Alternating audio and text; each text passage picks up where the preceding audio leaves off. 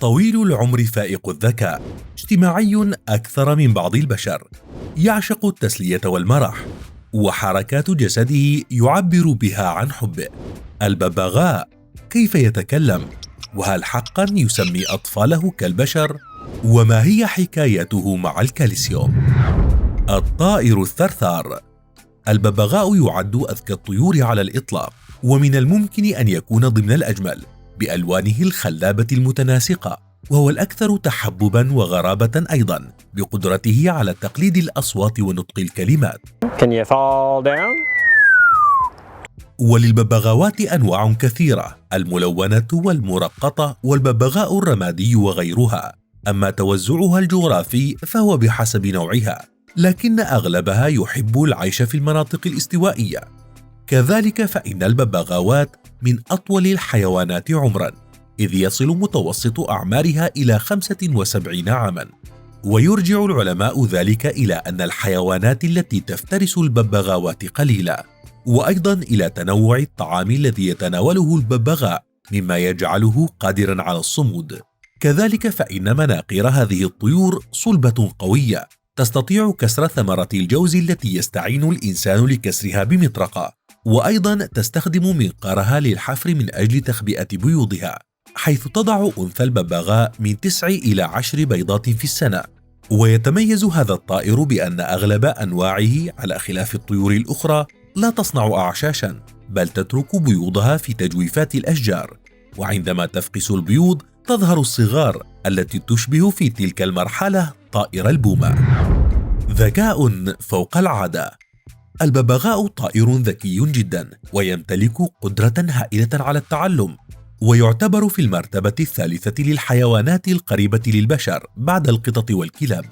فيمكن لصاحب الببغاء أن يعلمه السلام باليد، أو الأكل بالملعقة، أو أن يمسك طعامه بقبضة يده كالأطفال. أما عن الصفة الأشهر لهذا الطائر وهي الكلام، فربما قد تصدمك معلومة أن الببغاء لا يتكلم. فما هي إذن حكايته مع الكلام؟ فعلياً وبحسب العلماء، الببغاء لا يستطيع الكلام، بل يمتلك قدرة مميزة على تقليد الكلمات والأصوات مستخدماً الصفير. وتختلف هذه الموهبة من نوع إلى آخر، لكن وسطياً تمتلك الببغاوات قدرة على تقليد 800 كلمة، بينما تصل عند أنواع منها إلى 1700 كلمة، وأكثر مخزون وصل إليه 1728 سجله الببغاء باك ودخل به موسوعة جينيس. ويرجع ذلك إلى وجود ذاكرة صوتية في الدماغ هي المسؤولة عن تخزين الكلام، والتي تساعد الببغاء على استرجاعه من ذاكرته ونطقه بمجرد سماعه. وأيضا يستعين الببغاء برقبته في تقليد الأصوات، فصوته لا يخرج من الحنجرة مباشرة، إنما يستعين بلسانه، وأيضا يحرك رقبته، وذلك كي يركب الأصوات بالطريقة الصحيحة. تسمي أبناءها كالبشر تماما. بعد دراسات وأبحاث استغرقت سنوات، تأكد العلماء من فرضية كانت تشغل بالهم، وهي أن الببغاء يسمي أبناءه كما نفعل نحن ويناديهم بأسمائهم. وللتأكد وضع العلماء كاميرات داخل بيوت الببغاوات ليسجلوا تصرفاتها لحظة بلحظة، ليلاحظوا بأنه ومنذ أن يفقس الببغاء من البيضة يبدأ الوالدان بإصدار صوت جديد مختلف عما كانا يفعلان، كما تختلف الأصوات التي يطلقونها في تعاملهم مع كل مولود من موالدهم.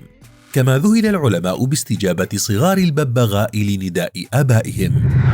الكالسيوم مهر الزواج. عجائب خلق وخلق هذا الطائر كثيرة وعجيبة، فهو يعلم أن مادة الكالسيوم مفيدة له، فيعمد إلى استخراجها من المأكولات، وهي بمثابة هدية تزاوج بين الذكر وأنثى الببغاء، حيث يطحن الببغاء البذور فيستخرج منها خلاصة الكالسيوم ليقدمها لأنثاه التي يختارها مطابقة له تماما كمهر قبل الزواج. كذلك من عجائب هذا الطائر أن ريشه يحتوي على مواد مضادة للالتهاب، تعد سلاحا له من الأمراض والبكتيريا، وتعمل هذه المواد على الحفاظ على ريش الببغاء وألوانه.